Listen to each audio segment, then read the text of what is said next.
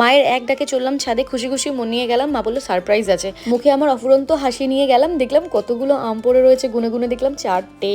পাশের বাড়ির গাছ, আর আমগুলো পড়ে আমাদের বাড়িতে। বেশ মজাই লাগে গাছ পাকা আম খেতে। আজ সকাল সকাল ঘুম থেকে ওঠার কারণে চা খাবো, তো 3 কাপ চা বানিয়ে ফেললাম আমার, মায়ের আর বাবার।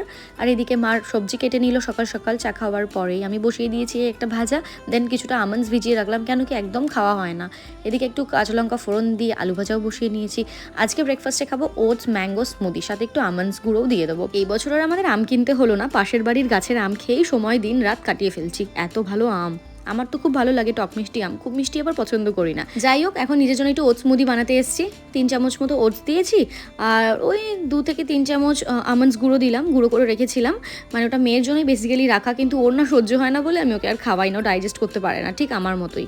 Without sugar, this is a healthy smoothie. নাইকাতে পিঙ্ক সেলস চলায় কিছু প্রোডাক্টস অর্ডার করেছিলাম, তার মধ্যে কিছু কিছু প্রোডাক্টস আছে একটা একটা করে। কি বিরক্তিকর বিষয়, রুমটা ক্লিন করতে আসাতেই দেখি মেয়ে চলে এসেছে। ও ঠাম্মা আজকে আনতে গেছিলো, টিফিন ফিনিশ করতে পারেনি, চকলেট মুসলিটা এখন বসে বসে খাচ্ছে উনি। এনিওয়ে, পাপা হঠাৎ করে আসলো আর মামামের ফেভারিট দিয়ে গেল চিকেন নাগেটস। পাপা বললো একটা ফ্রাই করে তুই খেয়ে দেখতো নিহা কেমন হয়েছে। আমি বললাম তুমিই আমাকে করে খাওয়াও।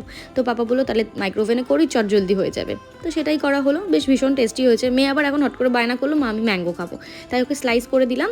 ও একটুখানি একা একা খেয়ে নিল, দেন ওকে স্নান করিয়ে দিলাম। আমাকে পুরো বিধ্বস্ত লাগছে, দেখতেই পাচ্ছ, কেন কি আমি ভীষণ টায়ার্ড ছিলাম। সেই সকালবেলা ঘুম থেকে উঠলেন আমার বড্ড কষ্ট হয়ে যায়। আর গত 2 দিনের প্ল্যান আজকে আমাদের সাকসেস হতে চলেছে, সেটা হচ্ছে পান্তা ভাত। মাকে তাই আগের দিন রাতে বলেছিলাম যে বেশি করে ভাত করে সেটা জল দিয়ে ভিজিয়ে রাখবে, নেক্সট দিন আমরা খাবো। তো সেই ভেবেই এই কাজটা। গন্ধরাজ লেবু নিয়ে ভাতটা চটকে নিলাম, সাথে একটু টক ডাল নিয়েছিলাম, আলু ভাজা আর গরম গরম ডালের বড়া আর কাঁচা পেঁয়াজ। জাস্ট দুর্দান্ত লাগে, আমার এটা ভীষণ খেতে ভালো লাগে। কিন্তু না, পেট ফুলে থাকে অনেকক্ষণ, মানে হজম হতে সময় লাগে, জানি না কেন। পান্তা ভাত খাওয়া নাকি ভালো, আবার হজম হতেও টাইম লাগে। যাই হোক, আমি আর মেয়ে একটু ছোট্ট ন্যাপ নিয়ে নিয়েছিলাম। দেখো কেমন ফাজলামি করছে।